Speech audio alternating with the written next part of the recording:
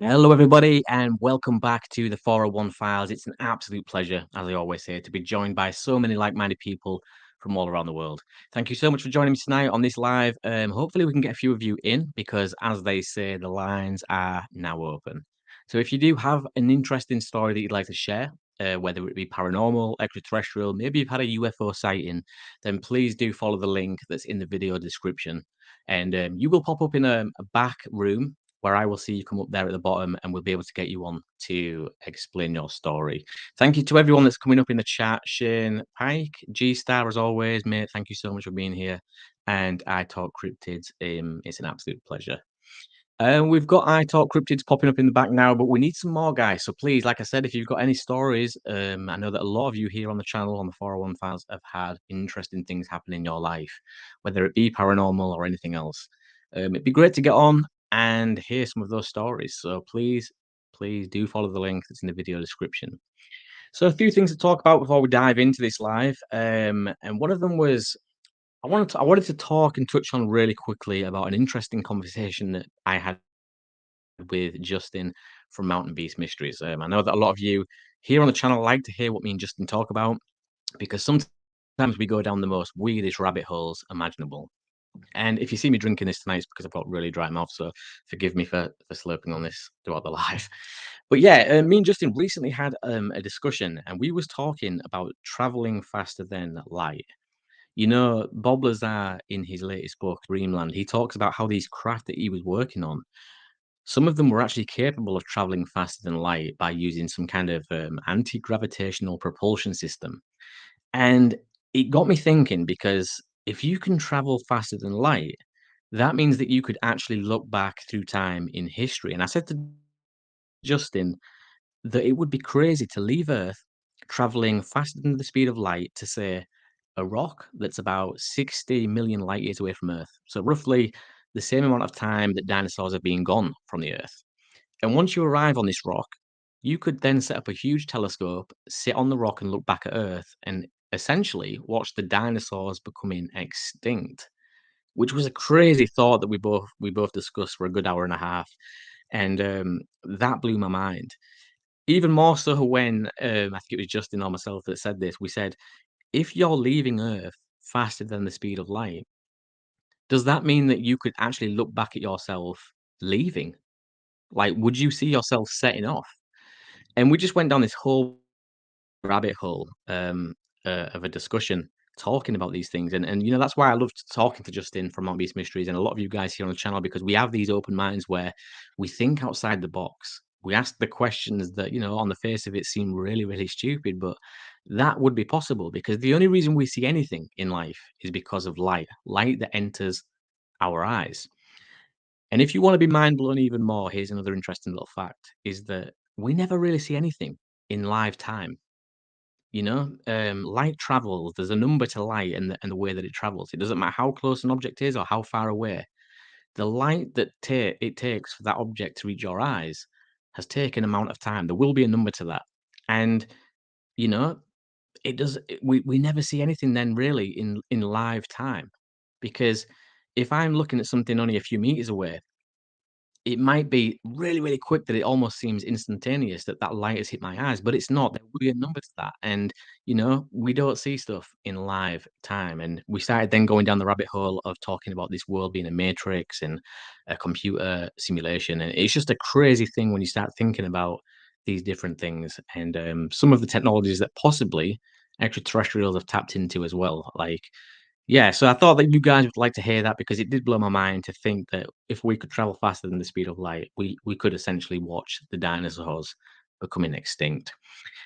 So another thing that I wanted to mention was my brother's podcast. A lot of you guys after the last live, you went over there and showed your support. So big thanks to everyone that went over there and supported my brother's podcast, which is he's going to kill me if I don't get this right. So it is Beyond the Grave podcast, and he's basically accumulated lots of stories that are real life stories from when we grew up in the haunted house, number 21.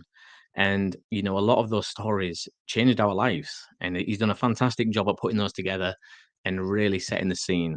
of what it was like growing up. And he's made it eerie. He's put music to there as well. There's some narration in there as well. It's really good, and it's clever how he's done it. So please do go over there if you are into podcasts and show your support. I've contacted a few people to come on tonight, so hopefully we might see Greg or Ash from Pursuit of the Paranormal podcast. Recently did an interview with them guys, which again went down a massive rabbit hole. We started talking about future humans and a whole host of other things, on that podcast there. So those guys are always really interesting to talk to, and hopefully I'll see them pop up in the bottom as well. G-Star, I'm not sure if you're available tonight to pop on and have a chat, but it would be awesome if you can pop up in the back so we could, have a little bit of a chat. And yeah, back out again really, really soon to film. I know that a lot of you have been missing the explore investigative type videos where I'm out on the North Yorkshire moors exploring and following up some of these leads. So I will be back out again really, really soon, and I'm missing it as well. Like it's been a big part of this channel for so long, and to be able to get out into these areas and follow the footsteps of these people that have had these experiences, um, it's what it's all about for me. It's why I got involved in this in the first place, and I don't think that you can never compete with that, being there, boots on the ground, in first person, just to retrace these steps and explore these areas. Because it's only when you're in these areas, you get a real sense for the vastness of the environment.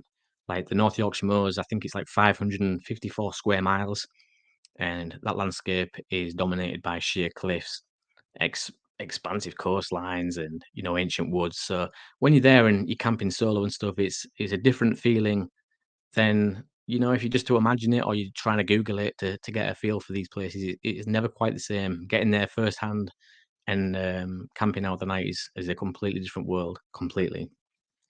So, yeah, a few people as well have been emailing me, asking me about where they can support the channel, and I don't really speak too much about it, to be honest. I should maybe push this more, but Patreon is always a place that you guys can become a member and support the channel that way through Patreon. There is a link as well on the channel called Buy Me a Coffee, and you guys can donate the amount of a coffee to the channel and help support me that way. We've also got a members button that if you press that, then you will become a 401 Files member, and that will also help support everything that we do moving forward here on the channel. I've got Alison Buttle and I Talk Cryptid on now, so that's really good. We've got people popping up now in the back. I'm just gonna have a quick sip of this. 1 second. And Greg as well from the Pursuit of the Paranormal podcast. So we're off to a good start. We've got people here queuing up in the back, waiting to chat. So I'm just going to quickly bring I Talk Cryptids on because this guy's been waiting now a few weeks to get on. I think we had him on the first live stream. Yeah, we definitely had him on the first one. It might be in the first or the second, but hello, can Hello, you hear Ben. me? Hi, mate, Yeah, I you can hear okay? you. Can you hear me? Yeah, I can Can hear you you hear me, perfectly Ben? fine. Alright, Yeah, cool. Uh, I'm on a. Obviously, I came on a couple of weeks back to talk to you about my encounter I had. yeah, This week, I want to talk about something different. I want to talk about Cannock Chase. I believe we've both been there. yeah, that's fine. Have you got are you sat right next to your microphone, dude? It's just a little bit loud in my headphones. It Oh, might be right. me. But if you Wait, can, is that better? Or it sounds, no, that's fine. You can go for that, it's fine. cool. Uh, but yeah, I wanted to talk about Cannock Chase because I'm pretty sure I went there during the summer holidays this year because I've heard of all Yeah. these accounts of black-eyed children, dogmen, Bigfoot, all kind of being in this one area, and it really interested me. So I wanted to get out and film a place, see if I saw anything. I Yeah. didn't see anything, but there were some strange things that did happen, which I Yeah. did end up coming down to the bottom of to not be paranormal. But I wanted to know what your opinions are on the place. Yeah, on Cannock Chase. Yeah, Cannock Chase. Yeah, it's a fascinating place, and again, I've just mentioned there about the North Yorkshire Moors. Like when you're there, you actually get a real sense for the place, and you can absorb the atmosphere and the energy that's coming from them areas. So Cannock Chase, when I was there, that's exactly the feeling that I got. It's a very strange place. Strange things did happen when we was there. I met up with a few other investigators at the time. There was me, Chris, Jerry, and Mark Fennell, who was on, I think it was the last live that we did, or the live before that, to tell his story, because he's had a cryptid sighting growing up as well. And we all met up at Cannock Chase, and it was a fascinating weekend. We booked a little, it was like a bed sit. The video is on the channel if anyone wants to go watch that. It's a very interesting video. And yeah, it was great. It was a great weekend. We all sat around and we chatted about some of the strange things that are taking place at Cannock Chase. And there's the cemetery there, the old World War II cemetery, where a lot of German soldiers are buried as well. I found that fascinating. We was walking around the cemetery, and it is a German cemetery, so there's not one British soldier there. And a lot of the time, when we think about the fallen in World War II, we often think about the British troops. But a lot of German soldiers and things that were captive over here or whatever did lose their lives. So that was fascinating to me. A lot of sightings as well of cryptids like dogmen, wolf, werewolf type creatures are seen around that cemetery. And obviously, with the military base close by, again, we keep seeing and we keep hearing about that time and time again with all these different phenomena. Military bases, it keeps coming up. Rendlesham Forest is the most notorious one for that, but there are many others around the country, and it's always a key indicator of strange things happening. Is usually there is a military base. If you look at Bempton Cliffs, there's an old disused military base there as well. And again, Bempton Cliffs has lots of strange reports coming from that area. When we was there, to get to your question at Cannock Chase, Yeah. that is the place where I saw the red eyes. I'm not sure if you've seen that video, mate, but there was me, Chris, Jerry, and Mark Fennell, and we'd gone out. This was the last night of the trip, and we'd gone out onto Cannock Chase, and we were just walking through the woods. The idea was that we was going to set up a little fire, which we did do, and we was going to sit around the fire and discuss some of these different subjects, and maybe like I've said, just get a feel for the area. We did that. Everything went great. We started to head out of Cannock back towards where we'd come in, and so we're cutting through the woods. There's loads of it's about waist height, a bit higher than waist height. I'm 5'5", and I reckon if I was to walk into this foliage, it probably would have come up to my shoulder height. So it was definitely tall enough to hide a small game animal like a badger or a fox or a Yeah. rabbit.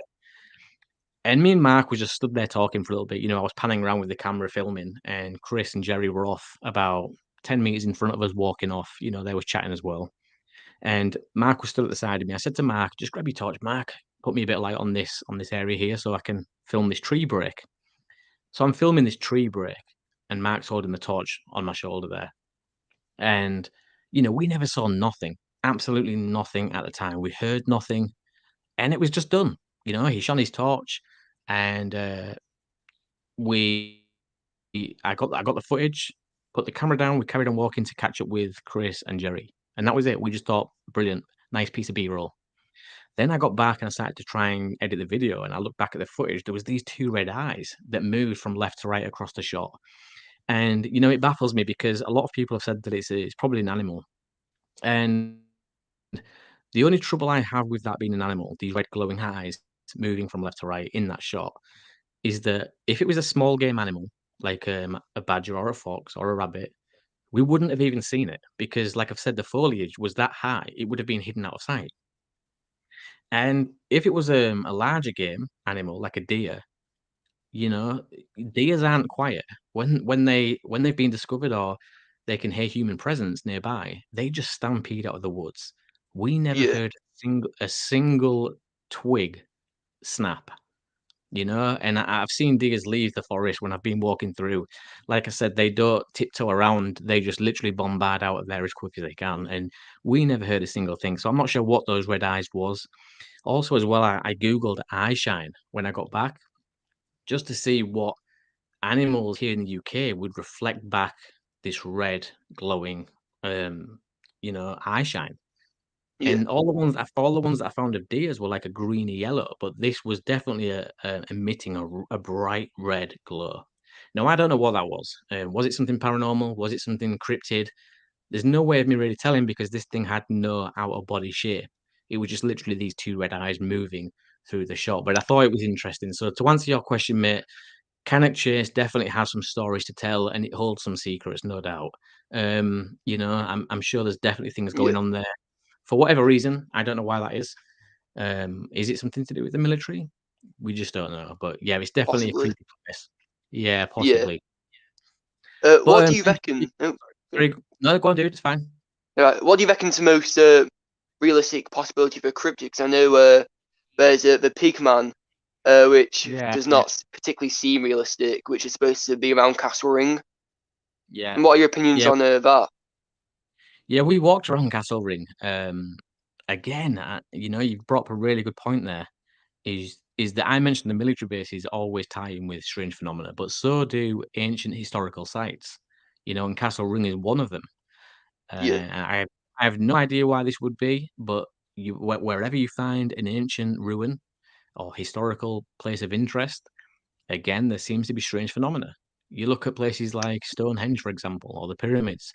It's shrouded in people reporting weird things happening. I have no idea. Is it an energy that these places give off? Possibly. We just don't know. But Yeah. the pig man, yeah, we spoke about the pig man when we was there, and I think Chris made a few really funny jokes about the pig man. You know, like Yeah. people have said that the military maybe was trying to create a super soldier, and I think Chris actually made the remark of, "Oh, that's right. Like you're going to create a super soldier. Why not create a pig? That's a great that's a great thing to create." And we all burst out laughing. I thought that was really funny. But Yeah. you Yeah. just never know. You never know, do you? I mean, people when they see things they describe what they see to the closest thing that they know. And if this thing did look like a pig, then that's what they report it as. But it doesn't necessarily mean it is a pig. Do you know what I mean? Yeah. But great questions. Thank you so much for coming on, buddy. I really do appreciate Thank it. you And for you've been having a me on massive again. support. Yeah, no worries, mate. You've been a massive supporter of the channel, and I really, really do appreciate that. So thank you. All right. See you in a bit. Cheers. Bye. You have a good night. I'll see you in the comments. So yeah, that was who was that? Cryptid? Oh god, I've totally forgot his channel name now. But yeah, great questions there about Cannock Chase, which is a hotspot here in the UK. Fascinating place with many strange things happening. And like I've said in that conversation there, it really was an eerie place to be and to investigate. I'm going to bring Alison on. Alison, are you there? Yes, I'm here. Can you hear me? Yeah, I can hear you loud and clear. Hi, you all right? Yeah, I'm really good. How are you? I'm fine, thank you. Yeah, it was really nice to meet you at the Awakening conference as well. It was Oh, nice. yeah, brilliant. Did you have a good Same, time? same. Did you have a good time? Brilliant, eh? Yeah, it's Shame you really good. missed It's the my first. Benton. Shame you didn't come Yeah, in, even though nothing happened really, but it's a good experience, isn't it? yeah. I apologise for not being able to make that. I know that you guys were there at Benton on the weekend, was it? But Yes, Saturday. just under so much pressure with this documentary, I'm trying to get out there now and trying to film as much as I can because I really do need to get this thing out there. But so yeah, I couldn't make it for that reason, but I will be on the next one. I promise you that. So Oh, it's um, fine. You'll do what have you've you got to do. got? Yeah, thank you so much. Have you got a story you'd like to share, or are you just coming off a bit of a Right, chit? right. I'm going to talk about my last experience, Yeah. which was really weird. Yeah. So Was this I've paranormal or cryptid type experience? cryptid. Yeah. Brilliant. So I've lived in this. I've moved. We moved to this house 4 years ago. Sorry. Yeah. And at the back of my house is ancient woodland. Um. So it's ancient woodlands. You've got roads going through it. You've got a main road. You've got two main roads. What sort of separate it, but the main road separates it onto a golf course. Yeah. I don't know if you've ever heard of Wentworth. I Wentworth have, yeah. Estate. It was Yeah. there were a series made at Wentworth Estate, but Wentworth Estate it's a massive estate. There's acres and acres of woodland and fields. So Yeah. I'm sort of off Sheffield, which Yeah. sort of goes onto the Pennines, if you know what I mean. Yeah, no, that's fine. I'm with you. I understand. Yeah. Yeah. So I live at Backer Ancient Woodlands. Anyway, It's weird how you know something's going to happen. You get this thing. So I have to get off the bus opposite a golf course. Yeah. And so I get off the bus on a main road and walk past the Woodlands to get to my house. Yeah. It's sort of on a corner, and then I have to walk round and round at the side of the Woodlands. So I get off bus from work. I do it all the time. I do it regularly every Monday to Friday. Yeah. But a few weeks ago, I got off the bus and I looked into the Woodland. But as soon as I stepped off the bus, I thought something's not right. So I waited to cross the road. I crossed the road because this is what weird. It's a really busy road what I have to cross.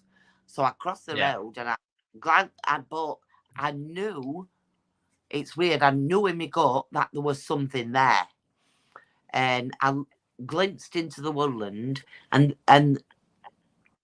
ancient Woodland, they're not big trees, are they? You get the smaller trees. Yeah, that's right. Yeah, that's right. But I saw this. I thought, that is not a tree. It was wide, and it was grey and black and silky. But I glimpsed at it, and I thought, crap. You know what I mean? So I just looked down. I looked to the floor, and I thought, ignore it. And I carried on walking round. I started walking round. I have to walk. It takes me about 7 minutes to walk from the bus stop round the Woodland and up to my street.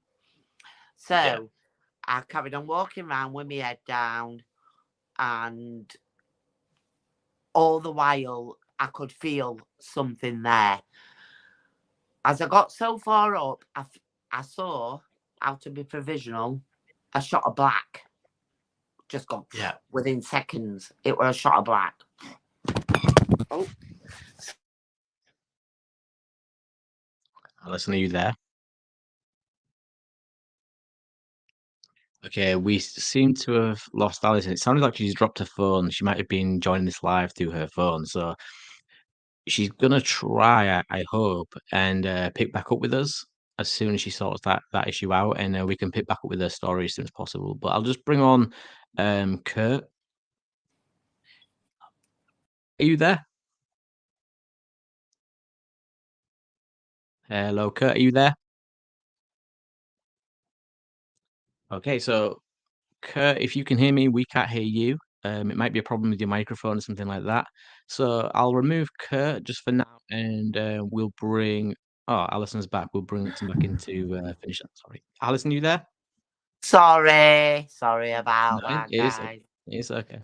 Yeah. So you got off the boat. You got off the bus. You saw this weird grey type creature. Not creature. I won't use the word creature because I'm putting words into your all mouth. I could see was black and grey silk. Not like a tree trunk, but I only glanced up because I felt something was there, if you know what I mean. So as I'm walking round, I saw this, within a second, a shot of black out like a shadow, a big shadow. As I'm walking at the side of the woods, it shot at the side of me. I thought, oh no. But you know in your gut instinct that there is something there. So I carried on walking. Is there any other stories, Alison, as well about that? Are other people seeing things from this wooded area? It seems fascinating. You see, I've asked this question, and I've not got questions back. Yeah. If you know what because I haven't been here in this area long, so I've only been here 3 years, which ain't a long time, really, is it? No, not really. No. So I carried on walking, but I knew it was there. So I carried on walking, and then I saw it again as I walked further up. I saw it again out the provisional within seconds.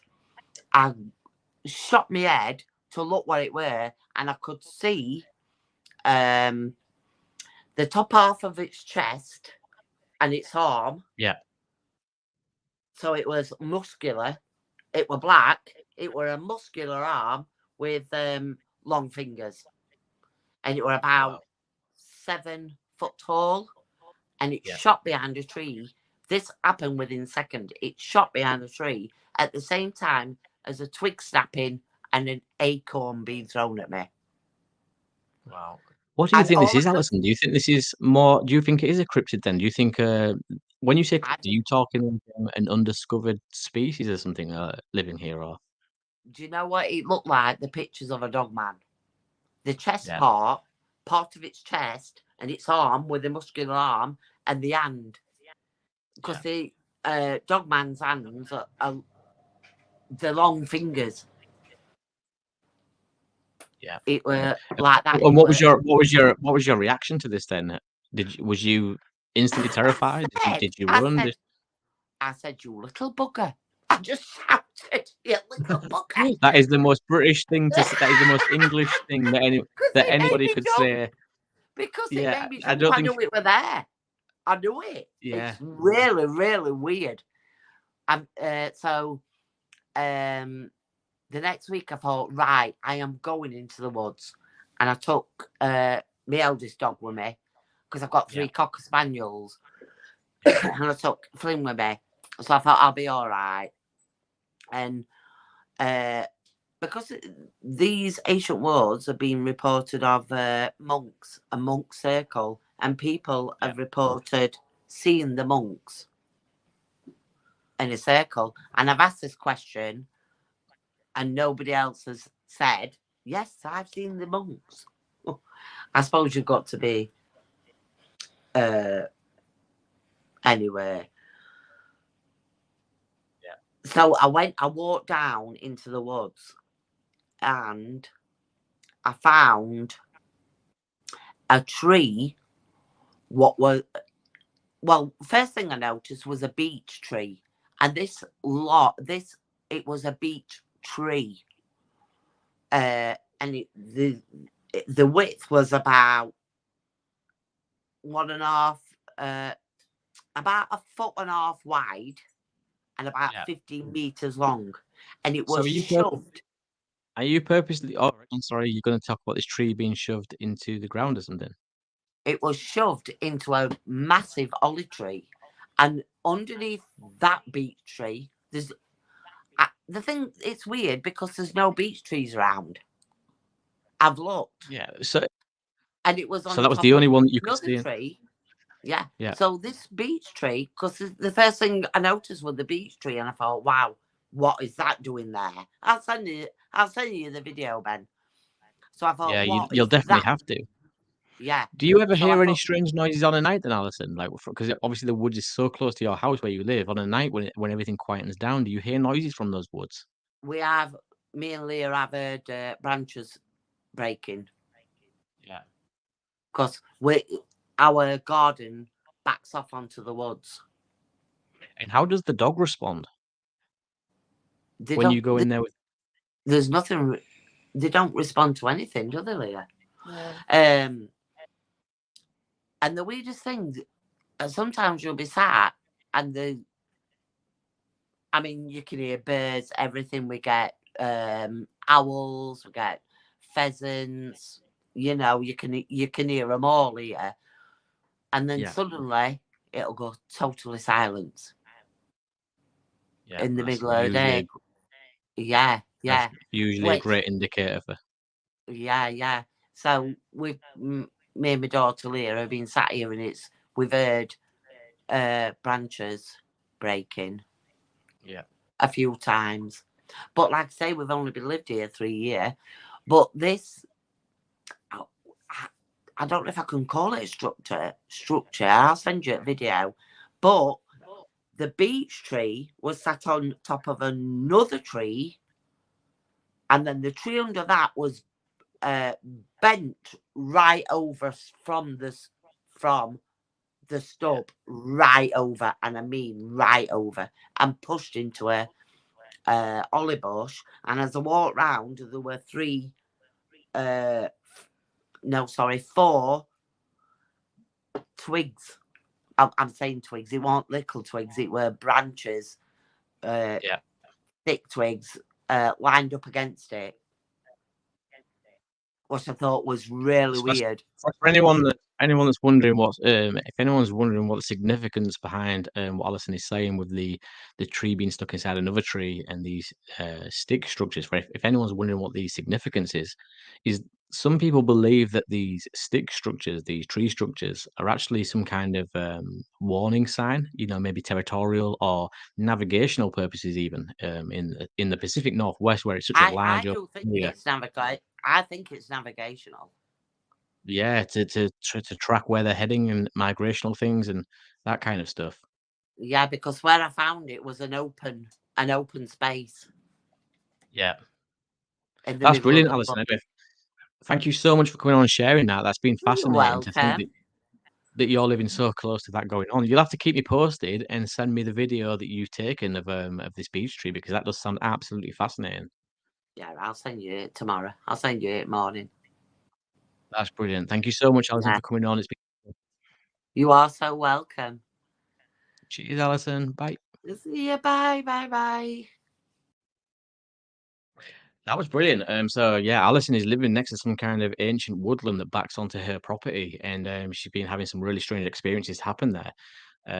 Things being thrown at her. She's seen things in the corner of her eye moving, and it's weird that the dog doesn't react. But I get that a lot of people on my videos always say, "Oh, well, why didn't the dog react?" And why was the dog not showing any signs of distress? But not every dog behaves the same. I've had dogs before that would just walk into. I'll give you an example. A little Cyprian poodle that we've got. She walked right into basically a herd of red deer during rutting season, from October to November. Very dangerous situation, but she just unknowingly walked into this big herd of red deer, and she didn't smell them, didn't hear them, sense them, or anything. So not every dog does act the same way or act like you would expect them to in situations that are a bit weird and strange. So I've got Kurt Mitchell in the back. I'm just going to bring you on now, Kurt. Hello, buddy. Hey, buddy. How are you? I'm not too bad, thank you, mate. How are you? Yeah, really, really good. And thank you for joining me. It's been nice tonight. We've had some people wanting to come on and talk. So yeah, thank you for doing that. No worries, mate. Like it's always good to be here. I was the guy that sent you the music. Yeah, honestly, I'm glad you've joined, because I want to take the time personally to thank you for that music. That was amazing. No problem, I asked man. you. I was a bit vague with what I asked for. I said something a bit subtle, something a bit eerie, and I just think you nailed it off to a T. So that was brilliant. Thank you for doing that. No problem, man. I mean, it's crazy because I was talking to my brother about I had this idea for you. Like I wanted to make something cool for whatever you want to do with it. But he just came with this idea, that piano, and we were like, great, like that's that's exactly what we need. I got that little 401 files clip from just text to speech thing, and I was like, yeah. So I'm glad you liked it, man. Yeah, no, honestly, it works perfectly, and I will be using it for definite moving forward. So that was brilliant for you to do it to me. So have you got a story? I think you've already spoke about a story briefly to me. Do you want to share that? That was the CE5 stuff when I was I did the CE5 that night. Called my friend at the time because I was seeing these massive lights that were coming in. They at first they could look like satellites, but these things were like there and then here and there. They weren't on necessarily one trajectory. So, and I was seeing these flashes, and then about, I don't know, it was very late. It was probably like 3 o'clock in the morning or something. And I was on the phone to my friend, and as I'm talking to him, I'm hearing in my kitchen, probably, I want to say 2 people, maybe 3, in the kitchen, moving stuff, like touching stuff, but they were also talking a language I've never ever heard in my life. That's mad. That is absolutely mad. So you were seeing these lights in the sky, and simultaneously the same time you was hearing someone in the kitchen Two messing people. around? Yeah, like it's like as if someone walked in and was just like having a bit of a nose at stuff. You know what I mean? Just opening up drawers, opening up stuff, and and now I've got that was what story I told, but I've actually on Instagram. You'll see after the show that last night I was in town with my friend, and this huge, massive, like big orange object in like just appeared on over the ocean, like, and I recorded it. I'm like, what the hell is that? And my friend was trying to tell me it was fireworks, and you hear me in the video go, bro, that is not fireworks. This thing hovered, and there was a couple that was stood in front of us who actually acknowledged it as well, and stopped recording it. And you can see in the video it's massive and just goes dunk, disappears. And my brother's girlfriend was just we were just talking, and I've got to send you that footage, but she caught in the garden here, clear as day, an object just moving through the sky but rotating, like Where do you live? Where do you live? I live on the Isle of Wight. Is that where David Icke lives? Yes, I saw him on a bike ride about half a year ago. See him like quite often, and my friend saw him, and he was sort of talking about how a lot of the stuff he thought was going to happen has happened. But on the island, it's like I live right next to the beach. I can hear the sea, like the waves breaking all the time. And what is mental is that my brother's girlfriend was just saying to me, she said, because she's got this footage that I'm going to send to you also, and she said, do you know, there's been so many sightings here that I can't even, like, I get them mixed up. There's so many. There's literally tons from like around that area. I see it all the time. You know, when I'm looking and researching for new sightings, that is a massive area for reported. Yeah. Have you ever? So what was your feeling then? So like, what at the time when you was observing these lights in the sky, and then you can hear this language in the kitchen and stuff moving around? Did you have like an overwhelming feeling at the time? Was it fear? Was it bewilderment? What was you thinking? At first, this stuff is, again, as humans, we've sort of been conditioned to be afraid of this kind of stuff. Like as if it's hostile. But I was doing CE5, so I was actively seeking That's what out. blows my mind. Yeah, that's what blows my mind, is that you was actually, it wasn't like you just, stepped out to the back door for a smoke or for just to let the dog out. It was, you was actually trying to get a response from something. That's for anyone that's listening, really quickly, CE5, what Kurt's talking about is human initiated contact. A lot of the time we hear about extraterrestrials making contact with humans. Well, CE5 is human initiated contact through the means of meditation. So Kurt was actually trying to get a response from something by doing this practice, and this is what happened. So you go on, Kurt. It was that's bang on, really, Ben. That's what it was. I was doing the initiatives. I was meditating. I wasn't just meditating for this. I was also meditating, and it was in the lockdown. So it was when this period when everyone was doing things to keep their mind going and I was like, I've seen this stuff before. Like I had a sighting years ago, and I was doing this meditation, and there's these things called flash bulbs. They're like they sit there and they move slightly, and then every so often in my head I'll go, okay, I'm pretty sure I've seen something. If that's, and bearing in mind I'm in the middle of meditation, so I'll say, could you let me know? And bang, it's just flashed out of nowhere. And then, so what I felt was when that was happening was, at first I was a bit freaked out, and then I was trying to you kind of go through denial, fear, acceptance, and like that's what's kind of what I went through. But I realized that I don't want to interrupt you, Kurt, but just really quickly, was you meditating with your eyes open or closed, and did you have a mantra? Was you saying in your head repeatedly, or What I do is I have my eyes closed, and the best way, if anyone wants to do this, I strongly me? That's why I'm suggest asking. it. Yeah, I'd love to do this. Yeah, what you can do, Ben, the best way what made me go into this weird state, and you'll know, is that I will sit there and I will watch my breath. And you can do this when you go to bed at night. You can just, if you keep focusing for a long time on your own breath, and what is that? That like you acknowledge your own mind, you end up, it's so hard to explain, but you end up in a realm where you're not you anymore. You're looking at yourself through someone else's perspective. That's mind blowing. I fully understand what you're saying. You know, I've practiced what's the astral projection? You know, where you leave your body on a night.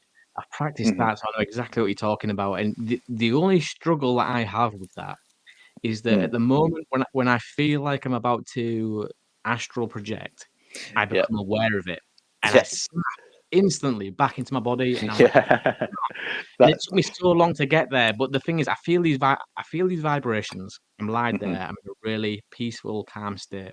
And I'm doing everything that I've been told and everything that I've read up on astral projection, and I start to feel this tingle that goes through my body, and then all of a sudden, start to feel like a vibration inside myself, and I can feel that I'm drifting into a deep sleep. I also know that I'm still consciously aware, and that's what astral projection is. It's when you're able to drift into the dream state, but be aware that that's what's happening. And it's when that happens, I think, crap, and I get scared because I'm aware of it. And before you know, I reset everything, and it's just so hard to get back there. Like, I'd love to break that and go further with it. It is very easy. It's actually easier to break than you think.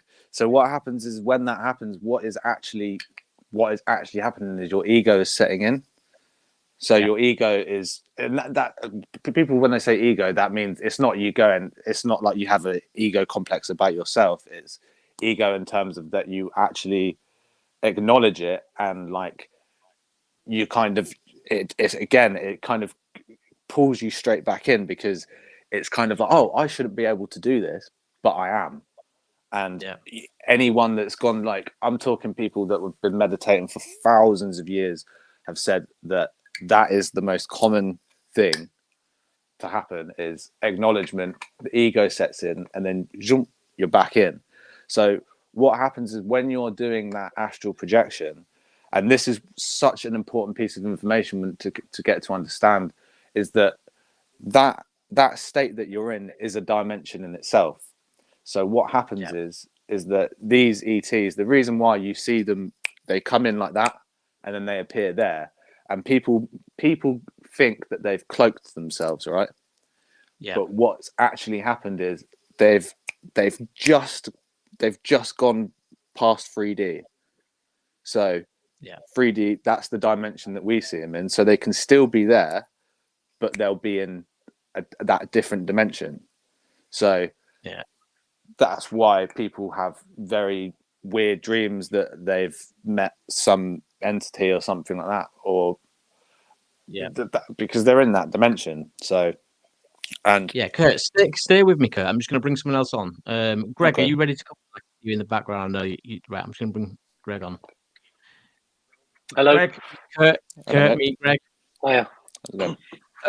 So, Greg, just listening to Kurt's story there about C5 and meditation, things like that.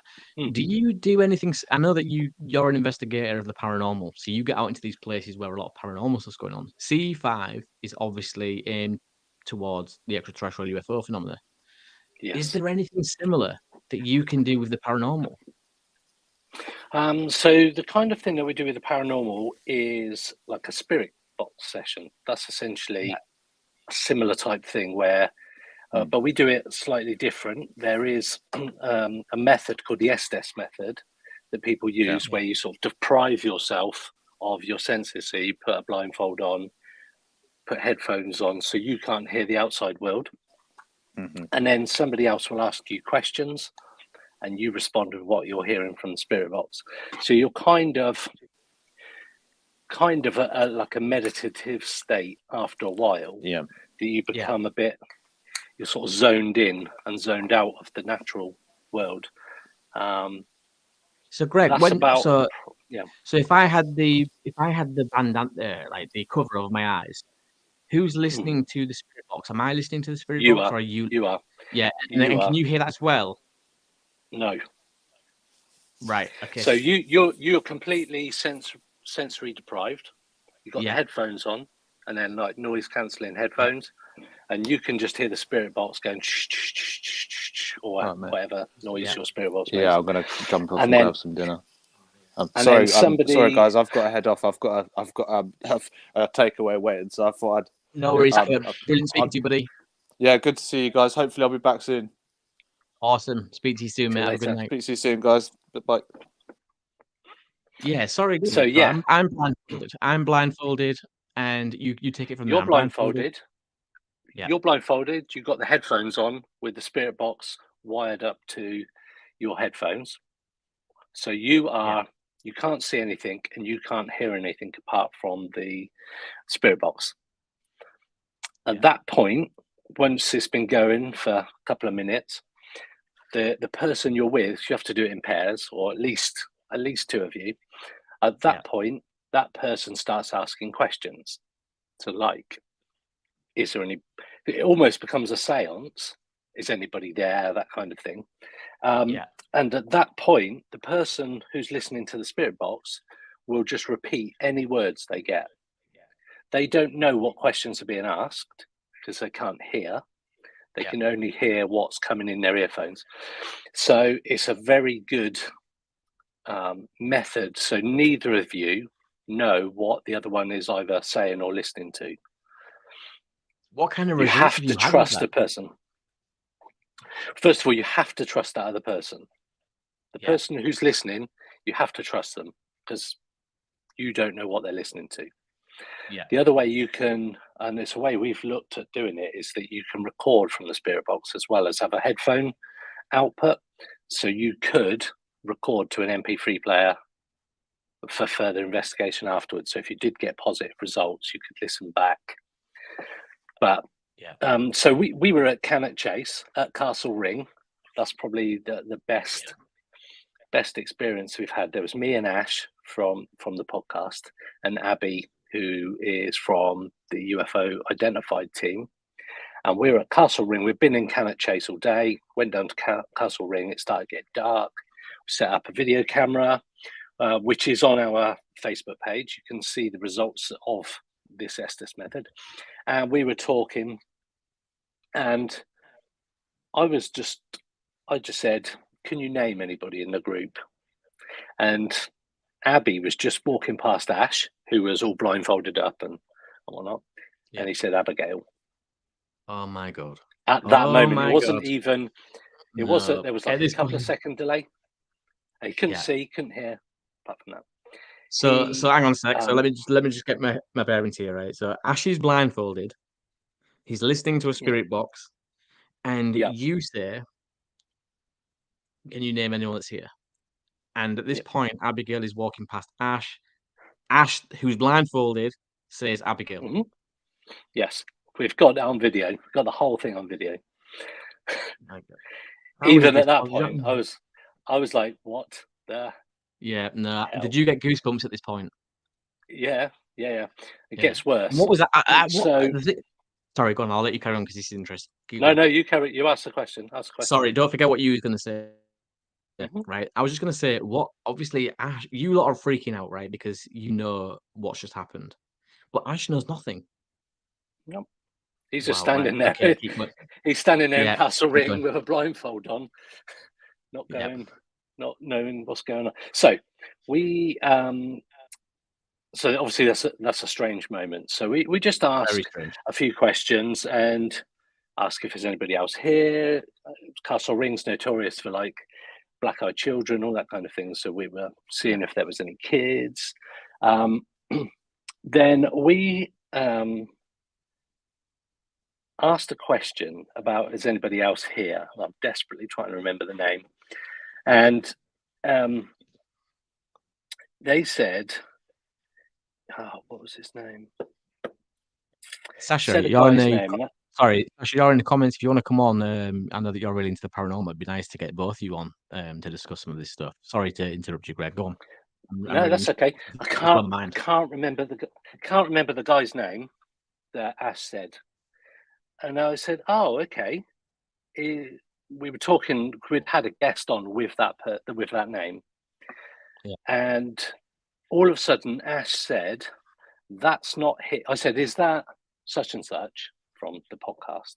He said, Yeah. "That's not me. I'm not him."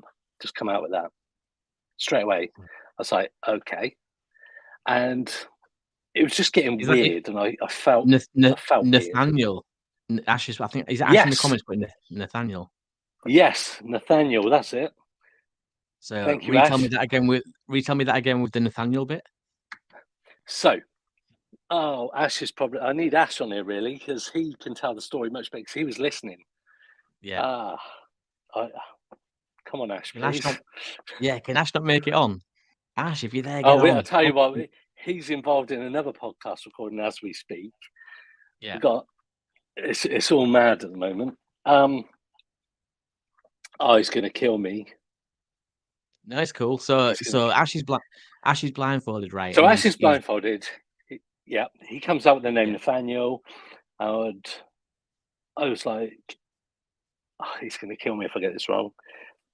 I was like, is that the Nathaniel we spoke to on the podcast? He goes, "That's not him.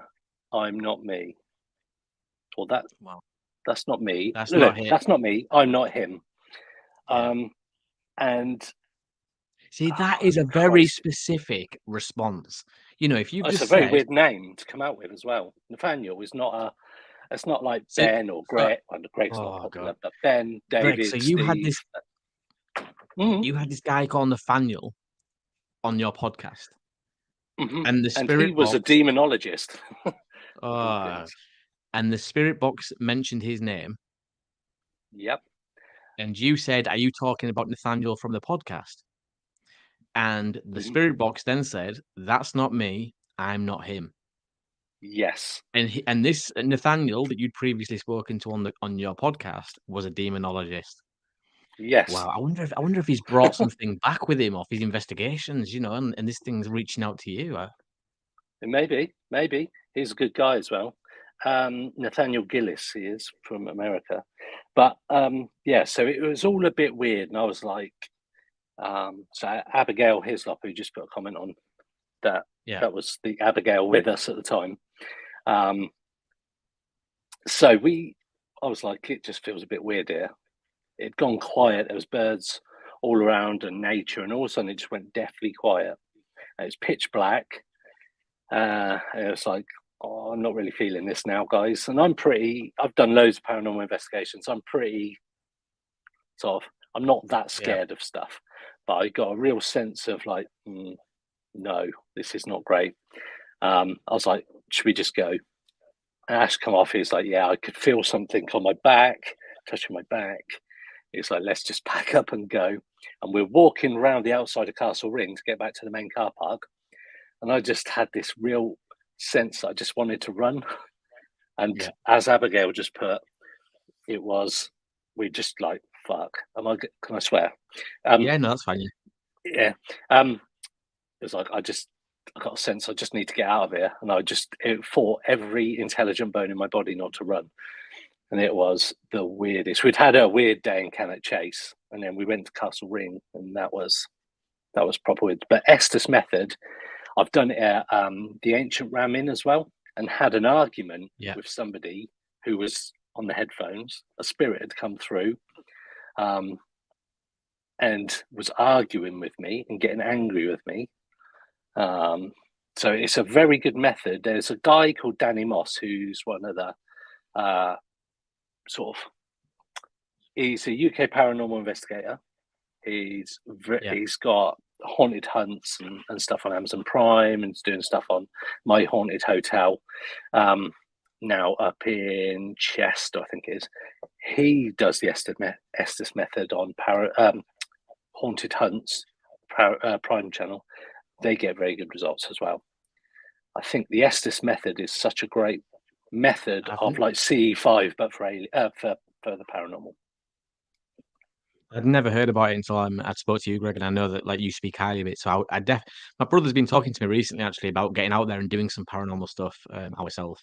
And it's like we said, because we spoke recently, didn't we? And I said to you, out of all the phenomena, out of cryptids, the UFO and extraterrestrial phenomena, the paranormal is one that I just think wouldn't be that hard to find. And that's what scares me is like a lot of people always say, oh, why don't you do more paranormal stuff on the channel? It's because I know it's real. I've lived it. I know that stuff is real. It scares the life out of me. And we spoke about this only a few days ago, Greg, and you were saying, why do you think? You said to me, why do you think everyone's jumping on board with the UFO phenomena and coming around to the idea that they're real, but the paranormal, even though there is far more claims of people experiencing the paranormal, still doesn't have that acceptance. And I said to you that it's because I think, anyway, my personal opinion, I think it's because it's not tangible. There's nothing there. We can't, with the UFO phenomena, we've heard of downcraft and foreign materials and bodies being recovered, but with the paranormal, there's none of that. You're dealing with something that science can't even touch. But I love that. That's the thing that blows my mind with what you just told me on that night of investigating is the name Nathaniel. You did this interview on your podcast with a guy called Nathaniel, and like you just touched on, that's not a common name. I don't know any Nathaniels. So for you to do a podcast or an interview with this guy who's a demonologist as well, out of all things, he's a demonologist. That's what he does. He deals with these things on a daily basis, probably. And he goes off on his way. You guys go out to do an investigation, and through on the spirit box comes a Nathaniel. Now, instantly, you're going to say, "Is that Nathaniel from the podcast?" Wow! And this thing said, "No, that's not me. I'm not him." I remembered the story now. I remembered part of it. So it wasn't me who said, "Is that Nathaniel from the podcast?" This was Ash thinking in his head about Nathaniel from the podcast. And that's when Ash just come out with, "That's not him. Oh, I'm not him. That's not me." So we didn't even hear that bit, and it wasn't till afterwards. Sorry. So I take that back. I didn't ask that question. Ash asked the question in his head, and that's when we heard, "I'm not him. That's not me." And then when Ash said about that, it was just like, what the hell is going on? It was, that was a creepy thing. What do you think? What do you think, Greg, of the paranormal? So, are you this is going to sound like a stupid question because I know that you're interested, obviously, with trying to find answers regarding the paranormal. But in terms of an afterlife, when we die, where do you think that we go? Do you think there is a heaven, a hell? Do you think there is? I mean, or do you think that the paranormal stuff, like the ghosts, the spirits, is just another dimension and there is no afterlife? What is your take on that? Now, before I started the podcast with Ash a couple of years ago, I would have said that we go up to heaven or hell. Or there was nothing. But because I believed in the paranormal, I felt quite a challenge to believe there was nothing at all, because that seems weird after everybody seems to be speaking to the dead and all that kind of stuff. But as time goes on and we speak to mediums of all sorts across the world, we've spoken to UFO abductees, we've spoken to poltergeist, people who've had poltergeist in their house, and all of the above. I'm coming more around to the thinking that ghosts are more towards the interdimensional. So they're on a different plane of existence or non-existence, depending on how you look at it. So the energy, when we leave this body, however we do, when we pass away, pass over, whatever, I think we go somewhere else. I don't think we go to heaven. I don't think we go to hell. I think we go somewhere else. There's too many stories of people whereby in hospital, they're witnessed speaking to relatives just before they pass away. My grandfather died at home of old age, but the days leading up to his death, he was seen speaking to relatives at the end of his bed. He was. Mind-blowing. It's something that comes up a lot, that people interact with friends, relatives, or whoever that have passed to wherever. Yeah. And like Abby's just put, it sucks to have to wait till we find out to die. To Yeah, find and out. I'm just gonna jump in really quickly here if it's okay, because you know, I'm just gonna Yeah. put that on the screen there. So Abigail's just said it sucks that we have to wait till we die to find out, right? And that's really sparked a story that I know that blows my mind completely. So I'm gonna tell this story really quickly, and a few people on the channel might have heard me tell this before. But my auntie Jean, which is my dad's sister, she was dying of cancer, and it had been a long drawn out. Anyone that's lost someone through cancer, you know what toll that takes on not just them, but the family It's and everyone around shit. them. And stuff. Yeah. Exactly. It's a horrible disease, a horrible, horrible thing to lose someone to. And my auntie Jean was dying of cancer. She'd been weak, fragile, and in a coma for a very, very long time. My dad told me this story, and my dad is someone that I, genuinely do believe. When he tells me something, I genuinely take his word for it. He's an honest guy. He doesn't believe anything until he's seen it with his own eyes. And my dad told me this story. He said that he'd gone to go see his sister, with him and his mum had gone to go visit his sister in hospital. And as always, she was laid there up in bed in this coma. And in the corner of the room was a little table with some magazines on. And my dad said that his mum took the seat at the side of the bed, and he went over to this table to pick up a magazine. Jean was in a coma in this bed, and as he bent down to pick up the magazine, he heard Jean say, "Gary, I've got something to tell you." And he turned around in shock, like literally just dropped the magazine, turned around, and was, "Oh my God, Jean, are you all right? What's the matter? What's the matter, love? What can I do for you?" And he was holding her hand, and she was sat up in bed, which is the amazing thing. She had no energy at all for weeks. The cancer at this point was really taking its toll. And in fact, before my dad and his mum had gone into the room, they were stopped at the reception, and they said, "She's not been. This is the last stages. If you want to say your goodbyes, it would probably be a good time now to start doing that." That's how weak she was. So he said that he was completely thrown off guard to see that when he turned around, she was sat up bolt right in bed. And she was in this panic. She was, like, really eager to tell my dad something, like she'd been somewhere. "I've got something to tell you. I need to tell you. You need to listen to me. You need to listen to me." And my dad said, "What is it? What is it, Jean? What do you need to tell me?" And she said, "What I've learned today will take you a lifetime to understand. Do you understand me?" And he said, What have you learned? Where have you been?" And she said, "You need to listen." So my dad was, "I'm listening." She said, "What I've learned today is gonna take you a lifetime to understand. Do you get that?" And my dad, furious, went back out of the room to the reception and said, "Who the hell has had my sister out today, like, in this condition?" And they said, "What we don't know what you're on about, like, she's not been anywhere." And he said, "Well, she's been somewhere because she's learned something, she's been with someone's been telling her something." And they said, "Gary, we promise you, she's not been anywhere. We've not heard anything out of her. But she knew something, and then she lied back down. She looked around the room, and she looked around the room. She saw her mum sat there and my dad. And my dad says, I don't know if she was looking around the room to see if any of the other family members were there or not, but she lied back down and she passed away. And he said Wow. it's always stuck with him. He said it's always bothered me what she meant because I'll never know. And like she said, until it's our time, we don't know. But yeah, the Abigail message there that just came up really reminded me of that story, and it gives me chills because, like the receptionist said, she'd not been anywhere. She was frail. It was People can say that it's the dying brain and it fires off these Mhm. mixed signals, and I don't believe any of that. I mean, why would the brain when it's dying make people retell similar stories? Like, it's like if you do a trip and I do a trip, we're not going to have the same trip. If you're dying and I'm dying, we're not going to have the same experience. So I just don't buy that whole it's the dying brain thing. I think that people, like you said, do get a message. I've heard other stories that are very similar. There's one where another guy was dying in the front of cancer, but he wanted to die at home. And this was from a woman I used to work with a long, long time ago in a sandwich shop, believe it or not. And she was retelling me a story of her dad who was dying, and she said that right before he died, he jumped up out of the out of the living room chair, and he started to run around the house. This was a guy dying, really Wow. frail and fragile.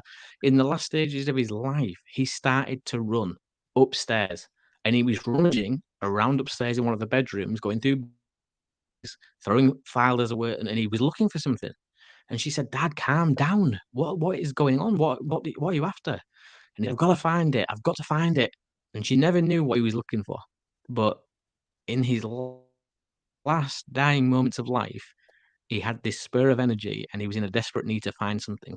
Now, I've often thought, does somebody come to us and say, "Look, we're taking you. This is your time.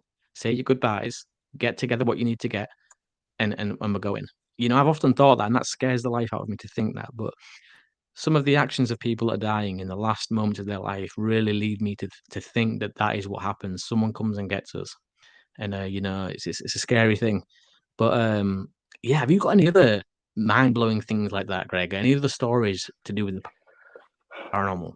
How did you? Could talk for I guess hours. I guess one question. Yeah, I guess one Hmm. question I want to ask you is, how did you get into it then? So, I'm of an age, I don't know how old you are, Ben, but I am 45. I'm I know I 19. don't look it, just to jump in there. 35. So when I was growing up, in the 80s, there was a TV program by Arthur C. Clarke, which Yeah. was, I think it's something like the world, mysterious world, or the world of strange mysteries with Arthur C. Clarke. It used to freak me the hell out. Ghosts used to freak me the hell out. Paranormal, and there was loads of poltergeist stuff on there. They talked about the Enfield haunting on there, which is a particular favourite of It's mine. definitely one of mine. I remember seeing that on Strange But True. Wow, that scared me as a kid. Yeah, that's a mad story. And ever since then, I watched horror films when I was little, so it's always an interest. And then went on to UFOs a little bit. Then the X-Files come on, and everybody was trendy about UFOs back in the 90s. And I always had a fascination with UFOs, with the paranormal, everything. And then about 10 years ago, started going on paranormal ghost hunts, like public ones. Thought, love this, joined a local paranormal group, and sort of the rest is history. Then me and Ash met up and then started the podcast, and we've been on this crazy journey. As you know, it's a crazy journey when you start speaking to other people. We were talking about time travel, we're talking everything. So you go down this massive rabbit hole, but it is scary. The paranormal is scary, that something could be in your house that you can't see, that could touch you, watches you when you sleep, everything, moves things in your house. It's just weird. I've got, I was going to say, I've got video footage of the room that my grandfather died in. I went in there with a full spectrum camera and a voice recorder. And I've got video footage of the door opening multiple times while I'm in there after I close it, orbs appearing. And when I'm about to go out the door, I say, "Look, thanks, I'm going now." Didn't see anything at the time. When I reviewed the footage, there's a white orb that, if you've ever seen Donnie Darko, where he's sat there and this thing comes out the middle of him, and then he starts to follow that same path. This orb, white, bright orb, moves across the room, spins round, and sort of goes out the door just before I do exactly the same. Now, the camera wasn't moving. The camera was in the corner. It was on a window ledge pointing across the whole room. So I didn't even touch the camera, and I left it running afterwards. So yeah, very, very strange. Very strange. Are you ever worried that when you're out there, right, and you're investigating, because you know you're not a stupid guy, you know that there's always the stigma with this paranormal stuff, and I'm sure that Sasha Christie would vouch for me on this, is that we always get told, you know, don't mess with those things, you don't know what you're messing with.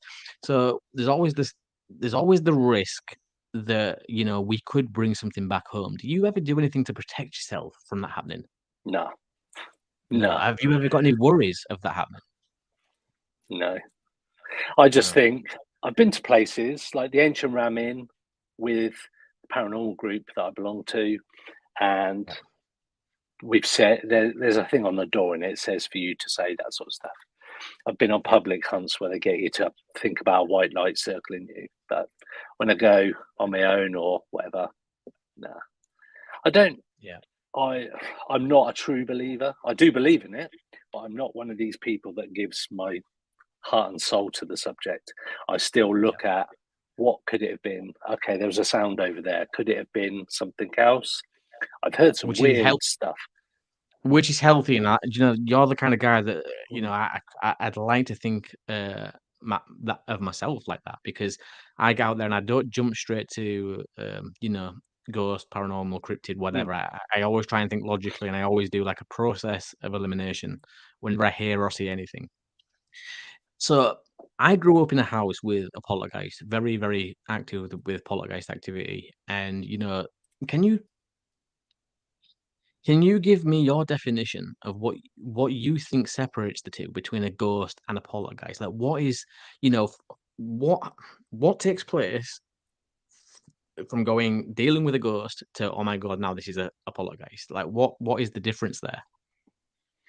In my mind, because I mean, poltergeist means noisy spirit, or I think that's the true. Noisy, in German. I think a ghost doesn't necessarily interact physically with anybody.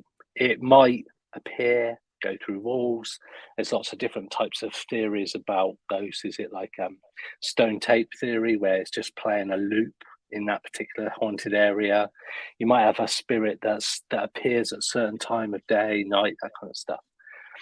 Or ones that just they're there, they see you, but they don't interact with you. A poltergeist seems to feed on energy, and if you look at a lot of the cases, although Malcolm Robinson would disagree with me because we put this question to him,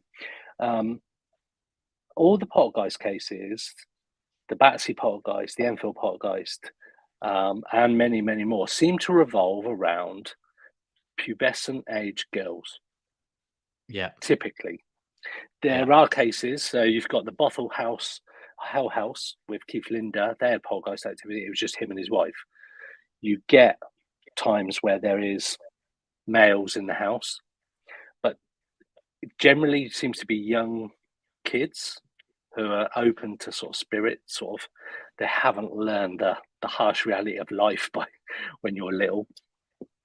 But it tends to be around pubescent or prepubescent girls, particularly, but boys as well. And it tends to feed, I think, on that emotional sort of rage.